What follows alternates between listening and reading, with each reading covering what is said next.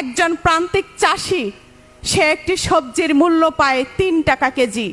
সেই সবজি ঢাকা শহরে এসে কিভাবে সেটি ১০০ টাকা হয়ে যায় সেই গোমর ফাঁস করবে বাংলাদেশ আম জনতা পার্টি।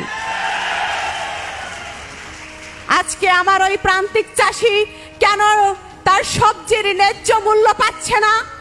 আজকে কেন রিকশাওয়ালা ভাই গরুর মাংস কিনে খেতে পারছে না, ইলিশ মাছের কাছেও যেতে পারছে না? আজকে এই বৈষম্য দূর করার জন্যই আমাদের এই পথ চলা। আপনারা আমাদের উপরে আস্থা রাখতে পারেন। আমাদের দল কোনো এলিট শ্রেণীর দল নয়। নিশ্চয়ই আপনারা সেটি ইতিমধ্যে উপলব্ধি করতে পেরেছেন।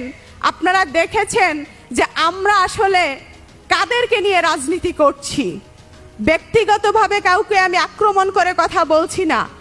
অনেক শ্রমিক নেতাকে আমরা দেখেছি, আইএলওর সাথে কাজ করতে দেখেছি, সরকারের সাথে কাজ করতে দেখেছি।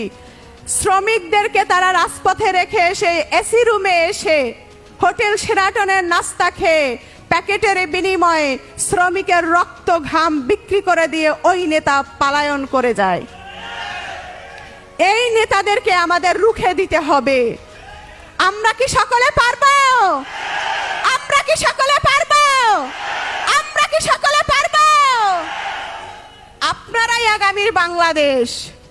আপনারা প্রত্যেকে এক একজন রফিকুল আমিন, আপনারা প্রত্যেকে এক একজন এই বাংলাদেশের দেশপ্রেমিক সৈনিক। আপনাদেরকে নিয়ে আগামী সুন্দর বাংলাদেশ গড়ব, আপনাদেরকে নিয়ে আগামীর শ্রমিক বান্ধব রাষ্ট্র গড়ব, আপনাদেরকে আগামীতে সংসদে পাঠাবো।